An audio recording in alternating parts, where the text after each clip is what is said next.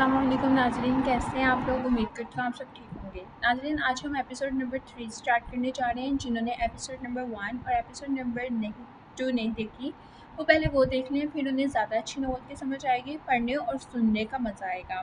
Novel का नाम है चार रातें। ठीक है, हॉरर नॉवल है। स्टार्ट करते हैं हम एपिसोड नंबर 3। अमीश डरते डरते सीढ़ियों की तरफ बढ़ा, लेकिन ऊपर चढ़ने की हिम्मत ना कर सका। बाबा, बाबा।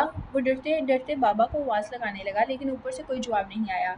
इसने बमुश्किल हिम्मत बांधकर ऊपर जाने वाली सीढ़ियों की तरफ कदम रखा, लेकिन 2-4 कदम से ज़्यादा ऊपर नहीं चढ़ सका। इसकी हिम्मत ही ना हो सकी।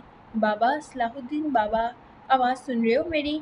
एक बार फिर आवाज़ लगाने लगा, लेकिन ऊपर से मुकम्मल खामोशी के सिवा कुछ नसीब न हुआ। अलबत्ता इसने अपनी आवाज़ इसे जैसे गूंजती हुई वापस आती सुनाई दी, जो एक अजीब सी बात थी। एक बार फिर हिम्मत करके वो ज़रा सा और ऊपर चढ़ा, जबकि एक पूरी सीढ़ी अभी बाकी थी जो छत से मिलती थी। यकायक इसे एक बार फिर खौफ ने आ घेरा और वो वापस पलट गया और नीचे उतरने लगा। बमुश्किल 2 कदम उतरा होगा कि कोई चीज़ लटकती हुई इसके पैरों से आकर टकराई, जिससे वो अपना तवाज़ुन बरकरार न रख सका और कमर के बल सीढ़ियों पर ही गिरा। वो सलाहुद्दीन बाबा था, जो सीढ़ियों पर न जाने अचानक कहाँ से लटकता हुआ आकर अमीश के पैरों से टकराया था।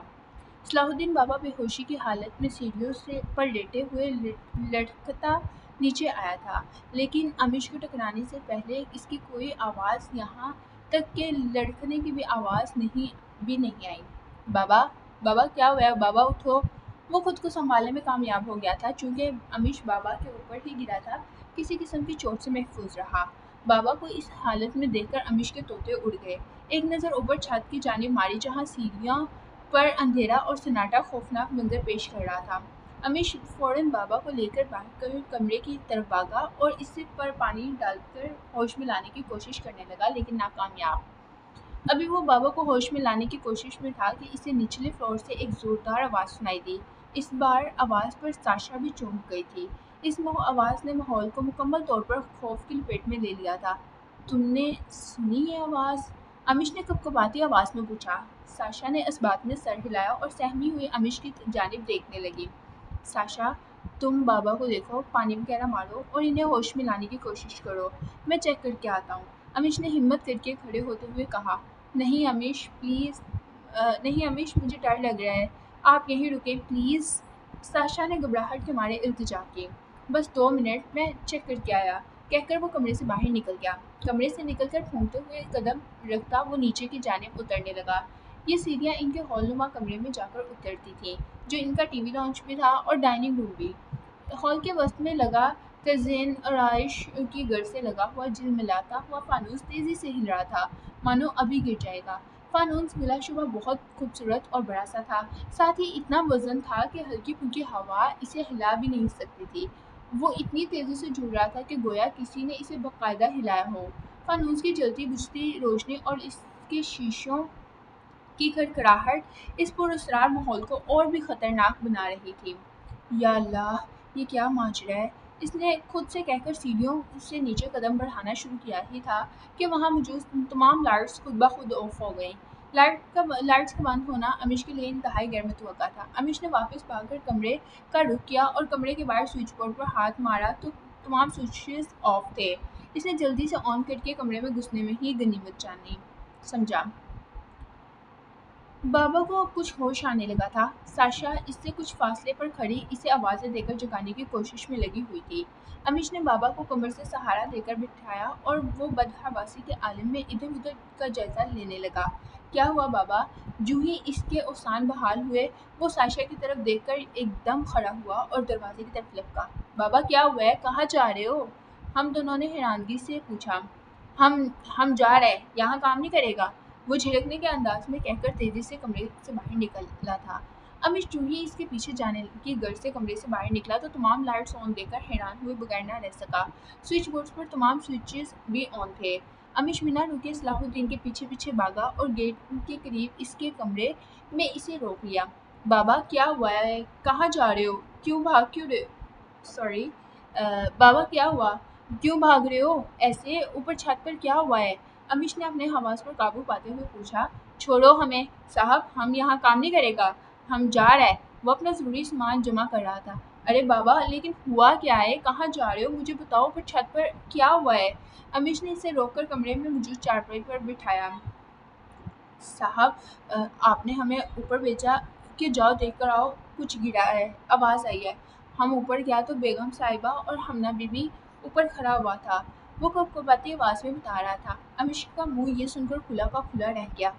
फिर अमीश ने फ़ौरन पूछा, साहब, हमने बेगम साहिबा के पास जाकर पूछा कि क्या हुआ है, तो वो हमें जवाब नहीं दे रहा था, बल्कि हमें देखकर सिर्फ मुस्कुरा रहा था। वो बुखलाया हुआ बताने लगा, साहब, हमने बेगम साहिबा से पूछा क्या हुआ है, तो वो पहले हमें देखकर हंसता रहा और फिर बोलता है, वहाँ कोने में कोई बैठा हुआ है, जाकर देखो। हमने वहाँ देखा तो उधर कुछ भी नहीं था, हाँ, सिर्फ गमला रखा हुआ था। हम गमले को देखने वहाँ गया तो बेगम साहिबा ने हमें धक्का दे दिया। हम छत से नीचे गिर जाता, लेकिन लोहे का ग्रिल पकड़ के हम बच गया। हम गिरा नहीं। हम फिर खुद को संभाल के वापस खड़ा हुआ तो बेगम साहिबा का चेहरा रोशनी में सही से नजर आया, तो वो कोई और था। और हमने फिर देखा हमना बीबी छत से नीचे कूदने का कोशिश कर रहा है। वो दीवार पर चढ़ रहा था। हम भागा इसको बचाने के लिए और इसने हमारा पहुंचने से पहले छलांग लगा दिया। हम फौरन नीचे भागा तो उधर देखा कोई भी नहीं था और हमें ऐसा लगा जैसे किसी ने फिर से धक्का दिया हो। हमने खुद को दोबारा गिरते गिरते बचाया और वापस देखा तो छत पर कोई भी नहीं था। फिर तो हम नीचे आने के लिए भागा तो टेबल खुद ब खुद हमारे पाँव से टकराया। साहब, हम टेबल से बहुत दूर था, फिर भी पता नहीं कैसे वो हमें टकरा गया और हम ज़मीन पर गिरा। फिर पता नहीं क्या हुआ, हमें कुछ नहीं पता। साहब, हमने अपनी ज़िंदगी में बहुत कुछ देखा है, हमें डर नहीं लगा लेकिन लगता किसी से, लेकिन ये हमें मार देगा। बेगम साहिबा पहले हमसे बात करके हमें वहाँ भेजा, फिर इनका चेहरा बदल गया, हमें मारना चाहता था। बाबा ने घबराते हुए उखड़ी सांसों के साथ सारा किस्सा सुनाया और वापस अपना सामान जमा करने लगा। अच्छा बाबा, तुम रुको, सुबह चले जाना बेशक। अमीश ने बाबा से रुकने की इल्तिजा की। हम जा रहे हैं अभी यहाँ से, तुम भी यहाँ से जाओ, इधर है, तुम्हारे घर में कुछ है। वो सामान उठाकर बाहर निकल गया। अमीश को एकदम साशा का ख्याल आया और वो दौड़कर घर के अंदर की तरफ भागा और अंदर पहुंचकर इधर उधर देखे बिना फौरन ऊपर का रुक गया। कमरे में साशा को पाकर इसने सुकून का सांस लिया और इसके बराबर में जाकर बैठ गया। इसे महसूस हुआ साशा एक तरफ कुछ घूर घूर के देख रही है, बजाय बाबा के बारे में दरियाफ्त करने के ये क्या देख रही है। अमीश के जहन में ख्याल आया और इसने साशा को कांधे से पकड़कर हरकत दी। साशा, क्या हुआ है, क्या देख रही हो? अमीश ने करीब होते हुए पूछा। तुम चाहते तो बचा सकते थे। एक वहशत भरी आवाज़ अमीश के कानों से टकराई जो इसकी बीवी के मुंह से निकली थी। आंखें खून की माने सुर्ख और चेहरा कई दिनों का थका हुआ लग रहा था। इसने अमीश की तरफ गर्दन मोड़कर कहा। आवाज़ में कदरे भारीपन था। ये आवाज़ इस आवाज़ से मुख्तलिफ ना थी जो इसने झाड़ियों में सुनी थी। अमीश को यूँ लगा जैसे इस आवाज़ ने इसे दूर धकेल दिया हो। आओ देखा ना ताओ। फ़ौरन दरवाजे की तरफ लपका और इसे जूं ही कमरे का लॉक घुमाया वो बंद था। अमीश ने ज़ोर आजमाई शुरू कर दी। इसी तगोदो में इसकी नज़र एक साशा पर पड़ी जो बहुत परेशान और घबराई हुई इसे देख रही थी। नज़रें मिलते ही बाबा के बारे में पूछने लगी। क्या हुआ था बाबा को अमीश?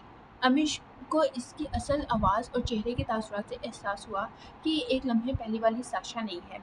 चलो यहाँ से। अमीश ने साशा का हाथ पकड़ा और दोबारा दरवाज़ा खोला जो फ़ौरन खुल गया।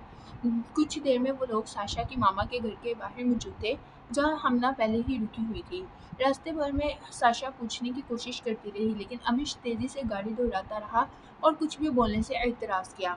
साशा, मेरी बात गौर से सुनो। अमीश ने हिदायत करते हुए बात शुरू की। मैं तुम्हें अम्मी के घर छोड़ रहा हूँ। हो सकता है 1-2 दिन तुम्हें यहीं रहना पड़े। मेरे साथ घर में बहुत कुछ अजीब वाक़यात हो रहे हैं और इसके पीछे एक बड़ी वजह है जो मैं तुमसे बाद में शेयर करूँगा। तुम्हें अपना और हमना का ख्याल रखना है और मैं इन चीज़ों से निपट के तुम्हें वापस लेने आऊँगा। अमीश ने एक ही सांस में सारा मुख्तसर किस्सा कह डाला और साशा हक्का बक्का इसका चेहरा देखती रही। तुम अंदर जाओ अब, मैं तुमसे फ़ोन पर राब्ते में रहूँगा। अमीश ने इसे गाड़ी से उतरने का इशारा करते हुए कहा और सख्त लहजे में हिदायत की। अमीश, प्लीज़, आप यहीं रुक जाएँ, मत जाएँ। वहाँ मेरा दिल डूब रहा है, मुझे बहुत खौफ आ रहा है, प्लीज़ अमीश। साशा ने फ़िक्रमंदी से गुजारिश की। नहीं, मैं शयान को लेकर घर जाऊँगा, तुम फ़िक्र ना करो। جاؤ اب اندر، امیش نے کے چہرے پر مصنوعی مسکراہٹ سمیٹ کر کہا۔ ساشا گاڑی سے اتر کر گھر کے اندر کی طرف چل دی۔ امیش گاڑی واپس موڑ کر گھر کی طرف رواں دواں تھا۔ یہ وہی راستہ تھا جسے امیش نے اس واقعے کے آنے جانے کے لیے منتخب کر لیا تھا اور دوسرا راستہ ترک کر دیا تھا۔ گاڑی دہراتے ہوئے اچانک ایک موقع پر امیش کو یہ احساس ہوا کہ گاڑی کی پچھلی سیٹ پر کوئی موجود ہے۔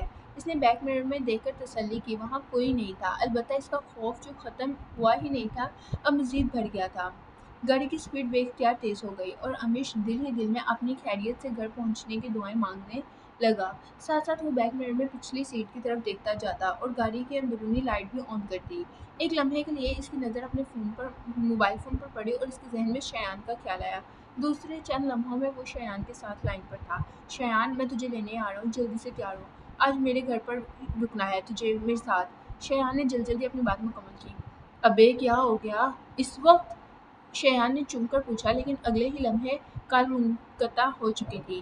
شایان کے گھر پہنچنے سے 2 منٹ پہلے اس نے کال کی اور گیٹ پر تیار رہنے کی ہدایت کی۔ کیا ہو گیا بھائی، اب کیا مسئلہ ہو گیا یار؟ شایان نے امیش کے پہنچتے ہی سوال داغ دیا اور گاڑی میں بیٹھ گیا۔ کیا ہو گیا؟ ابے یہ پوچھ کیا نہیں ہوا؟ بھائی مت پوچھ کیا کیا ہو رہا ہے۔ چوکیدار بابا بھاگ گیا۔ لائٹس خود آن ہو جاتی ہیں، کبھی آف، فانوس ہل رہا ہے، کبھی ساشا اپنا روپ بدل رہی ہے، تو کبھی لگ رہا ہے گاڑی میں پیچھے کوئی بیٹھا ہوا ہے۔ بس بہت ہو گیا یار، اب کچھ کرنا پڑے گا مجھے۔ امیش نے تنملا کر ساری بات سنائی اور غصے میں گاڑی تیزی سے بھگاتا رہا۔ او بھائی زیادہ جذباتی مت بن، عقل سے کام لے، عقل سے۔ وہ کوئی پہلوان نہیں جس سے تو اس طرح لڑنے جا رہا ہے، شایان نے سمجھانے والے انداز میں کہا اور ساتھ ہی پیچھے مڑ کر سیٹ کو چیک کرنے لگا۔ ابے یار تو میں کیا کروں، یہ میرے پیچھے پڑ گئی ہے، تم چاہتے تو بچا سکتے تھے۔ ابے کہاں سے بچاتا میں، اپنی بیوی اور بچی کو لے کر ان درختوں میں گھسا دیتا گاڑی، ایکسیڈنٹ کروا دیتا گاڑی کا۔ تو خود بتا یار، تو میری جگہ ہوتا تو کیا کرتا یار، میں نے غلط کیا کیا ہے؟ امیش نے تقریباً روحان سے ہوتے ہوئے غصے بھری آواز میں کہا تھا۔ بھائی میں سمجھ سکتا ہوں تیری غلطی نہیں ہے، مگر اسے بھی تو سمجھا سکتا ہے یہ بات۔ شایان نے یہ کہہ کر امیش کے ہونٹوں کو سی دیا اور سوالیہ نظر سے امیش کی طرف جانب دیکھنے لگا۔ امیش تیزی سے گاڑی بھگا رہا تھا، افسردہ چہرہ بنا گاڑی کی سپیڈ کچھ کم کر دیے۔ نہیں یار، لیکن اب کیا حل ہے اس مسئلے کا شایان، کیا کرنا چاہیے ہمیں؟ ان کیمروں کی مدد سے ہم کیا کریں گے، صرف ریکارڈنگ نہ؟ لیکن ہم کچھ نہیں کر پائے تو کل کو لوگ کیمرے کی ریکارڈنگ میں یہ دیکھیں گے کہ مجھے آ کر کسی نے مار دیا، پھر کیا فائدہ؟ امیش کے سوال نے شایان کو بھی سوچنے پر مجبور کر دیا۔ ان کی گفتگو کے دوران گاڑی کی سپیڈ کچھ سلو ہو گئی تھی۔ امیش کی نظر سامنے روڈ پر اور شایان کی بیک مرر میں پچھلی سیٹ پر غور کر رہا تھا۔ یکایک امیش کو ایسا لگا جیسے کہ سامنے اندھیرا چھا گیا ہو اور ونڈو اسکرین پر کالے کپڑے نما کسی چیز کے سامنے کا منظر اوجھل کر دیا تھا۔ یکایک گاڑی کا ہینڈل بائیں جانب خود مڑا اور اسی دوران انہوں نے محسوس کیا کہ وہ کسی اندھیرے والی جگہ میں داخل ہو رہے ہیں۔ شایان، گاڑی خود چل رہی ہے، میں کچھ نہیں کر پا رہا، وہ چلا کر بول رہا تھا اور بریک پر زور زور سے پاؤں مار رہا تھا۔ گاڑی روک امیش، گاڑی روک امیش، گاڑی روک، شایان چلا رہا تھا۔ شایان کچھ کر یار، گاڑی خود چل رہی ہے، شایان! امیش کی چیخیں گونج رہی تھیں۔ دونوں بری طرح چلا رہے تھے اور ساتھ ہی مل کر ہینڈل کو موڑنے کی کوشش تو کبھی دروازہ کھولنے کی جدوجہد کرنے لگے، لیکن بے سود۔ امیش اور شایان نے اب کی بار خود کو ایک انجان راستے پر پایا جہاں نہ جانے گاڑی روڈ پر چل رہی تھی یا زمین پر سے اوپر تھی، البتہ دونوں جانب خطرناک حد تک اندھیرا چھایا ہوا تھا۔ روشنی کسی جگنوں کی جھرمٹ کی مانند مختلف جگہوں سے ابھرتی اور ڈوبتی نظر آ رہی تھی، جس میں وہ بمشکل ایک دوسرے کو دیکھ پا رہے تھے۔ اس کے علاوہ وہ اس جگہ کچھ بھی سمجھنے سے قاصر تھے۔ گاڑی کی رفتار ایک ہی جگہ رک گئی تھی اور گاڑی خود بخود چل رہی تھی۔ تم چاہتے تو بچا سکتے تھے، گاڑی کے عقب سے آواز اڑی اور اتنی زور سے کہ خوف کے مارے ان دونوں کی آواز بند ہو گئی۔ اس آواز کی گونج سنائی دیتی رہی۔ گاڑی ایک ہی رفتار سے چلتی جا رہی تھی۔ یہ وہی خوفناک آواز تھی جو شایان آج دوسری بار سن رہا تھا۔ ایک لمحے کے لیے بھی دونوں نے ہمت نہ ہاری اور گاڑی کو موڑنے اور روکنے کی کوششوں میں لگے رہے جو کہ ان کے کنٹرول میں نہیں تھی۔ دونوں نے زور زور سے جو بھی آیات قرآنی یاد تھی پڑھنا شروع کر دی اور انہیں اپنی موت کا پورا یقین ہو چکا تھا۔ یہ ایک ایسی انجان جگہ تھی جو ان کے حساب سے کوئی عام رستہ یا روڈ نہیں تھا، کچھ ایسی جگہ جو ناقابل بیان تھی۔ اور ایک لمحہ ایسا آیا جب ان دونوں کو ہی گاڑی کے سامنے ایک عورت اور بچی دکھائی دیے۔ وہ سامنے روڈ کراس کر رہے تھے اور گاڑی انہی کی جانب بڑھ رہی تھی۔ امیش نے پوری قوت سے گاڑی کا ہینڈل گھمایا لیکن گاڑی پھر بھی ان سے ٹکراتی ہوئی آگے جا نکلی۔ یہ منظر شایان بھی کھلی آنکھوں سے دیکھ رہا تھا اور اس کے لب سل گئے تھے۔ اس نے فوراً بعد ہی ایک بار پھر مکمل اندھیرا ہونے لگا۔ امیش نے گھر کے دروازے کے عین سامنے گاڑی کا بریک مارا تھا۔ حقیقتاً امیش کا پیر بریک سے ہٹا ہی نہیں تھا اور اس اندھیرے کی زد سے نکلتے ہی بریک نے کام کرنا شروع کر دیا تھا، جبکہ وہ راستے میں ہونے کے بجائے اب امیش کے گھر کے سامنے موجود تھے۔ شایان اب تک آوازیں اور وہ جگہ اپنے ارد گرد محسوس کر رہا تھا۔ اچانک بریک لگنے سے ڈیشنگ بورڈ سے ٹکرایا۔ وہ دونوں پھٹی آنکھوں سے ایک دوسرے کی جانب اور کبھی سامنے گھر کے دروازے کو بے یقینی کے عالم میں دیکھنے لگے، گویا وہ کسی خواب سے جاگے ہوں۔ دونوں بہت دیر تک بنا کوئی بات کیے گاڑی میں ہی بیٹھے اپنی سانسوں پر قابو پانے کی کوشش کرتے رہے۔ یہ کیا ہوا امیش؟ شایان کی لرزتی آواز نے خاموشی کی دیوار گرائی۔ لگتا ہے کوئی ہمارا گھر میں انتظار کر رہا ہے، امیش ایک گہری سانس لے کر کہا۔ معلوم ہوتا تھا کہ وہ کسی بہت بڑے خطرے کو محسوس کر رہا ہو اور خود کو اس کے لیے تیار کر رہا ہو۔ گاڑی سے اتر کر اس نے دروازے کے ساتھ کھڑا ہو گیا اور گہری سانسوں اور دھڑکتے دل کے ساتھ وہ اپنے گھر پر نظریں جمائے کسی گہری سوچ میں ڈوبا ہوا لگ رہا تھا۔ وہ ایک بہت خوبصورت بنگلے نما گھر تھا۔ دروازے میں سے اندر گھستے ہی کار پارکنگ کی جگہ، الٹے ہاتھ پر چھوٹا سا گارڈن، باہر سے نظر آنے والی اوپری منزل جہاں اس کا کمرہ تھا اور ساتھ بالکنی، اس سے اوپر چھت جس کی دیوار اسے باہر سے نظر آ رہی تھی۔ دیواروں پر انگور کی بیل چڑھی ہوئی تھی اور اس میں ہرے اور پیلے گوشے لٹک رہے تھے۔ آج اپنے گھر کو کچھ عجیب نظروں سے دیکھ رہا تھا، جیسے کوئی جنگ لڑنے اس گھر میں داخل ہونے والا ہو۔ حقیقت بھی کچھ الگ نہ تھی۔ جو حالات اور وقت اس کا گزر رہا تھا اس کے لیے کسی جنگ سے کم نہیں تھا۔ کیا سوچ رہا ہے امیش؟ شایان گاڑی سے نکل کر اس کے پاس آ چکا تھا۔ یار، آج میں اپنے ہی گھر میں گھسنے سے ڈر رہا ہوں۔ امیش کی آواز مدھم اور روحان سی ہوئی تھی۔ جو کچھ ابھی ہمارے ساتھ ہوا ہے، کیا وہ حقیقت تھی؟ یہ ہمارا کوئی وہم یا خواب؟ شایان نے امیش کے پاس کھڑے ہوتے گھر کی جانب نظر دوڑا کر پوچھا۔ میں نہیں جانتا وہ خواب تھا یا ہمارے دماغ پر کسی کا قبضہ۔ میں نے یہ جانا کہ اس جگہ داخل ہونے سے پہلے ہم راستے میں کئی اور جگہ تھے اور اس سے نکل کر ہمارے گھر کے باہر۔ امیش نے گہری سوچ کے ساتھ ماتھے پر بل ڈالتے ہوئے کہا اور اس کی نظریں اب تک سامنے گھر پر ٹکی ہوئی تھیں۔ امیش؟ شایان نے سوچتے ہوئے اس کے کندھے پر ہاتھ رکھا تھا۔ امیش نے سوالیہ انداز میں بنا اس کی جانب دیکھے کہا۔ چل یار، واپس چلتے ہیں، میرے گھر رک جاتے ہیں۔ شایان نے ڈرتے ڈرتے اپنے اندر کا ڈر خوف باہر نکالا۔ کچھ نہیں ہوگا، آ جاؤ، امیش یہ کہتا ہوا اندر چلنے لگا۔ گھر میں داخل ہو کر اس نے تمام لائٹس آن کی اور شایان کی مدد ساتھ مل کر کمروں میں موجود سی سی ٹی وی کیمرے اور ان کی سمت اور کوریج جگہ کو اچھی طرح سے معائنہ کیا۔ سی سی ٹی وی کیمرے گھر کے باہری حصے سے دو تین خاص آمد و رفت کی جگہوں کو کور کیے ہوئے تھے۔ رکنے اور سونے کے لیے گراؤنڈ فلور پر موجود ہال نما کمرے کا تعین کیا، جہاں کیمرہ ایک کھلے حصے سمیت کچن اور دیگر حصوں کو بھی کور کر رہا تھا۔ میرا خیال ہے یہ ٹی وی لانچ کی جگہ ٹھیک رہے گی، جہاں صوفے ہیں، ہم ادھر ہی رات سوتے ہیں، جس سے کیمرے کی زد میں رہیں گے۔ شایان نے اچھی طرح سب جگہیں دیکھ کر اپنا مشورہ پیش کیا۔ ہاں، جگہ تو صحیح ہے، لیکن ادھر ایک صوفہ ہے، ہمیں چھوٹے صوفے کو ہٹا کر ادھر بھی سونے کی جگہ بنانی ہوگی۔ امیش نے جگہ کو معائنہ کرتے ہوئے کہا۔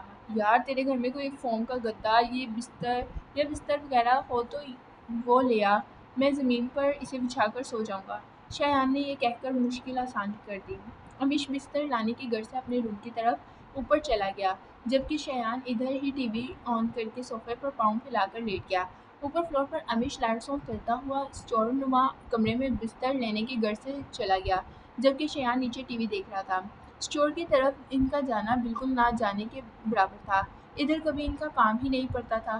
جو ہی امیش اسٹور روم کی طرف بڑھ رہا تھا، اس کے ڈر میں غیر معمولی طور پر اضافہ ہوتا جا رہا تھا۔ وہ ان حالات کے اتنا زیر اثر تھا کہ اسے ہر لمحے اپنے ساتھ کچھ نہ کچھ ہوتا محسوس ہونے لگا تھا۔ نہ جانے کیوں اس کے قدم اسٹور روم کی طرف جاتے جاتے رک گئے۔ شایان بات سن، اس نے اوپر سے ہی شایان کو آواز دے کر بلایا۔ کچھ دیر میں شایان اس کے ساتھ اوپر موجود تھا۔ یار یہ اسٹور روم میں کچھ سونے کے گدے اور بستر چادریں وغیرہ ہیں، چل اندر سے نکالتے ہیں۔ امیش نے اپنا ڈر چھپاتے ہوئے اسے اپنے ساتھ لیا۔ شایان کو بھی اس کو بلانے کا مقصد سمجھ چکا تھا، بنا کچھ بولے لیکن ڈرتے ڈرتے اسٹور روم کی طرف بڑھ گیا۔ دونوں نے ڈرتے ڈرتے اسٹور روم کا دروازہ کھولا، چونکہ وہ کئی مہینوں سے کسی نے کھولا تک نہیں تھا۔ کھولتے ہی ڈر کی ایک لہر ان کے جسم میں دوڑی۔ اندر مکمل اندھیرا تھا۔ فوراً سوئچ کا بٹن دبایا لیکن وہ نہ چلی۔ یار یہ لائٹ خراب ہے، یہ ابھی نہیں چل رہی۔ شایان نے دروازے سے کچھ فاصلہ اپناتے ہوئے پوچھا۔ خراب ہو گئی ہے یار، موبائل کی ٹارچ جلا۔ امیش نے ڈر پر قابو پاتے ہوئے اپنے موبائل کی ٹارچ آن کی اور شایان کو بھی آن کرنے کا کہا۔ کچھ جدوجہد کے بعد اسے شایان کے مطابق بستر مل گیا تھا، لیکن جسے کاندھے پر لیے امیش اسٹور روم سے نکلنے لگا۔ جو باہر کی جانب ایک قدم اٹھایا، اسے پیر میں کچھ بہت زور کا چبھا، جس سے اس کی چیخ نکل گئی۔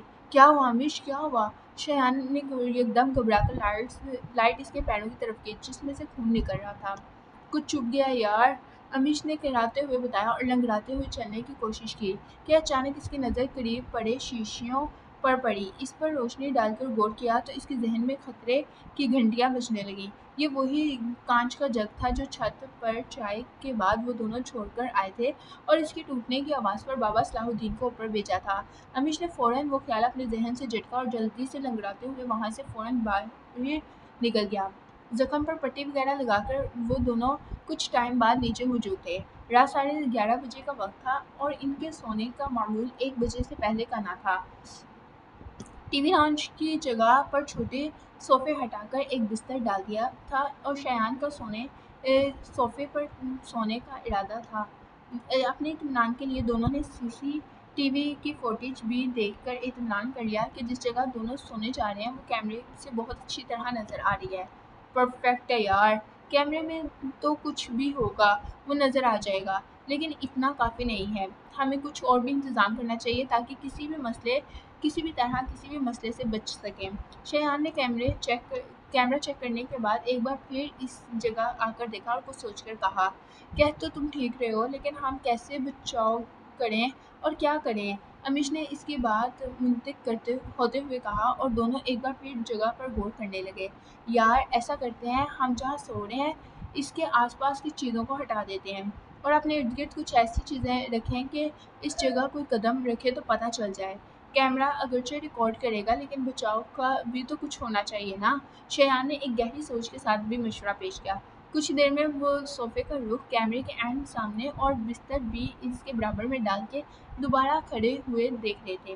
ایک کام اور کرتے ہیں، ہمارے بستر کے آس پاس جو جگہ ہے ادھر کوئی چیز زمین پر ڈال دیتے ہیں جس سے چھونے سے آواز پیدا ہو اور ہماری آنکھ کھل سکے۔ امیش نے کمر پر ہاتھ رکھ کر پاس کھڑے شایان سے کہا۔ تقریباً 1.5 گھنٹے کی محنت کے بعد انہوں نے اپنی تسلی کے تمام انتظامات کر لیے۔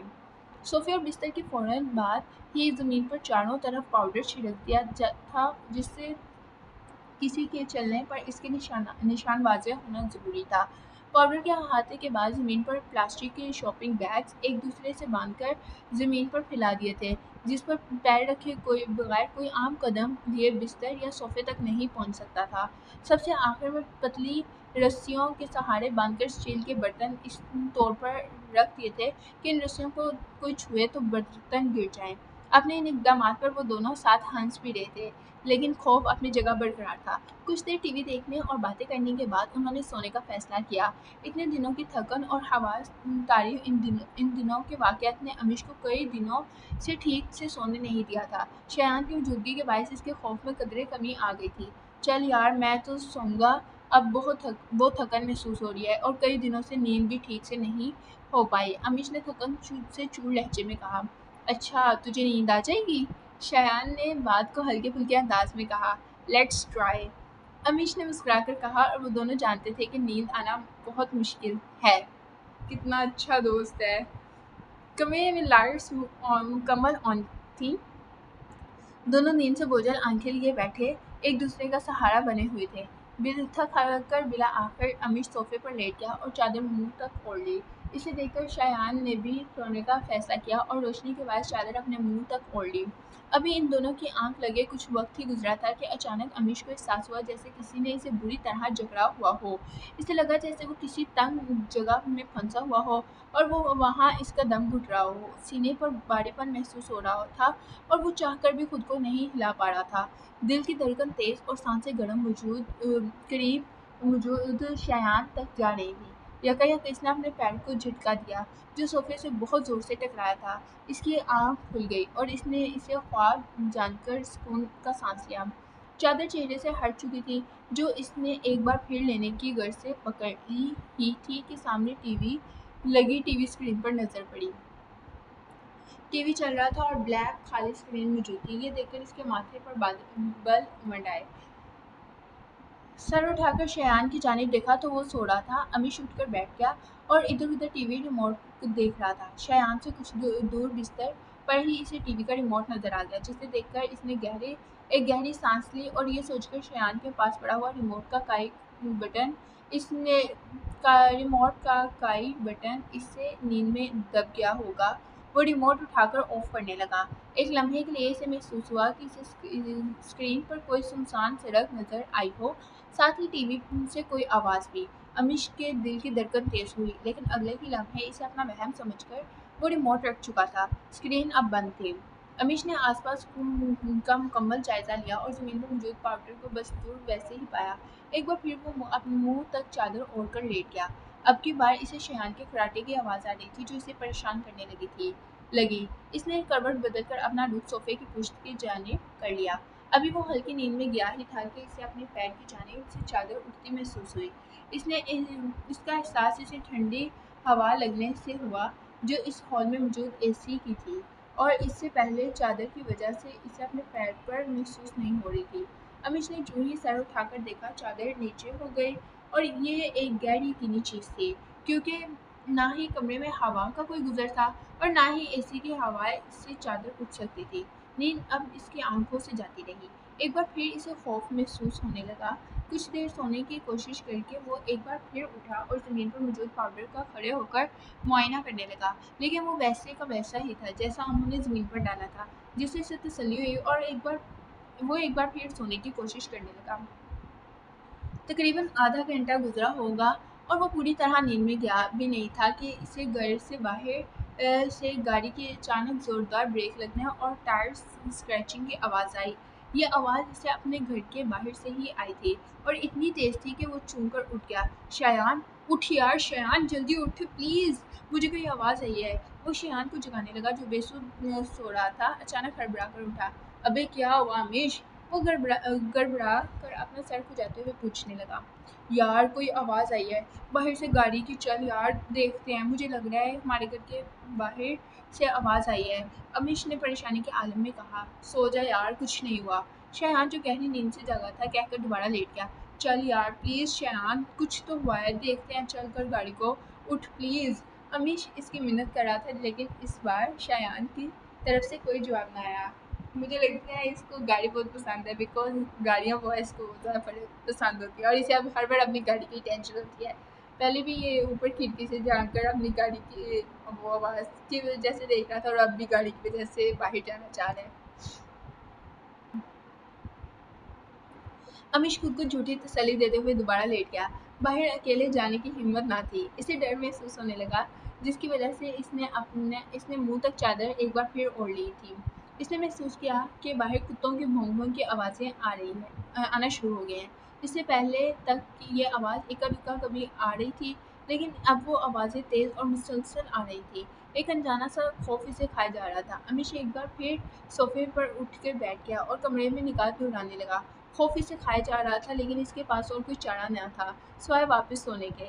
وہ ایک بار پھر لیٹ گیا۔